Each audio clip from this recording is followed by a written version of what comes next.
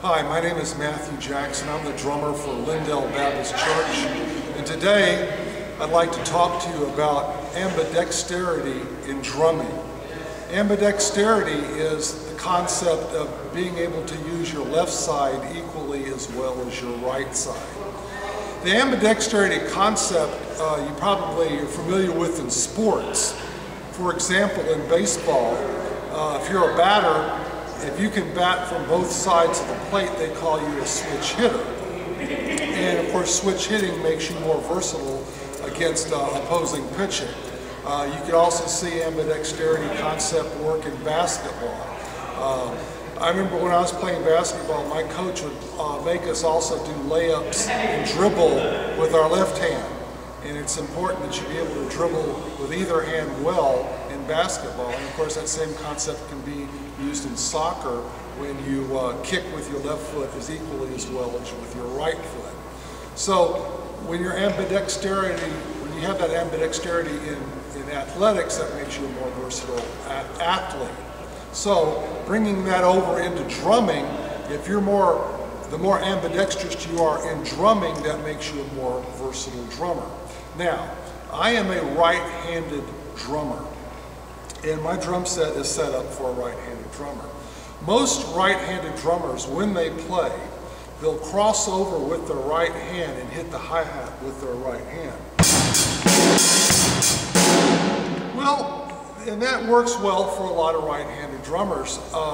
Back in 1995, I started to experiment, and I saw a few other drummers who were right-handed and had a right-handed setup started to play left-handed. And really riding the hi-hat with your left hand really makes a lot more sense ergonomically. So watch. So in this particular case, when I play songs today, I ride the hi-hat with my left hand simply because the hi-hat is on the left side of the kit. It just makes more ergonomical sense. And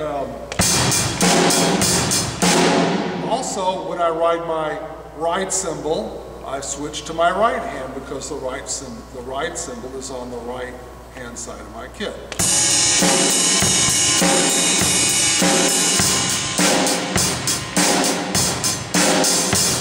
So, you got some, that's what I'm talking about when I'm talking about ambidexterity in drumming. Now, here's where the ambidexterity really begins to pay off for a drummer once you learn to ride with your left hand. Now, that's going to take a while to do that. I think it took me about 3 to 4 months to get comfortable holding down a groove with my left hand. But after you practice it enough, you'll get there. Now, I've been doing this for almost 20 years, so now it's second nature to me. But at first, it wasn't. It's probably going to be awkward for you to make that transition. But here are some things that you can do once you've learned how to ride the hi-hat with your left hand. You can also do simple one-handed fills with your right hand while maintaining the groove with your left hand on the hi-hat. Watch.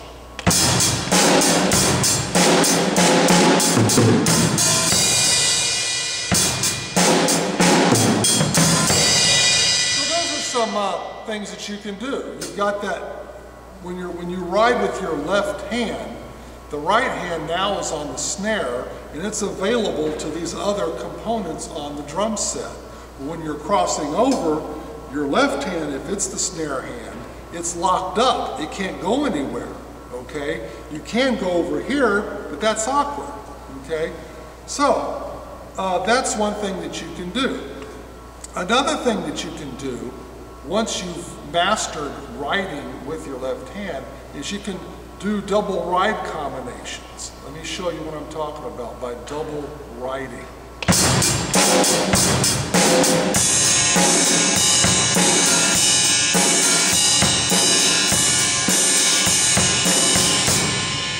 So what I did there is I was riding the ride cymbal and the hi-hat at the same time, and that's called double riding.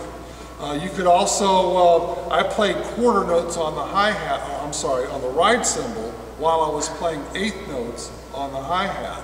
On this next double ride combination, I'm going to do the ands, play the ands on the ride cymbal and do straight eighths on the hi-hat.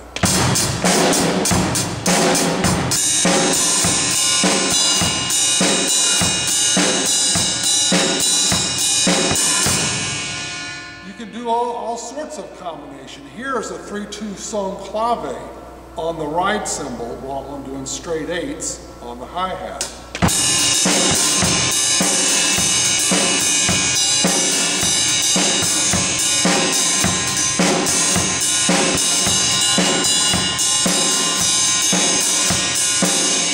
Also, you can take that same son clave pattern that I was doing on the ride cymbal and apply it to the snare, or apply it to the floor toms, or the upper tom and the floor tom. Watch this.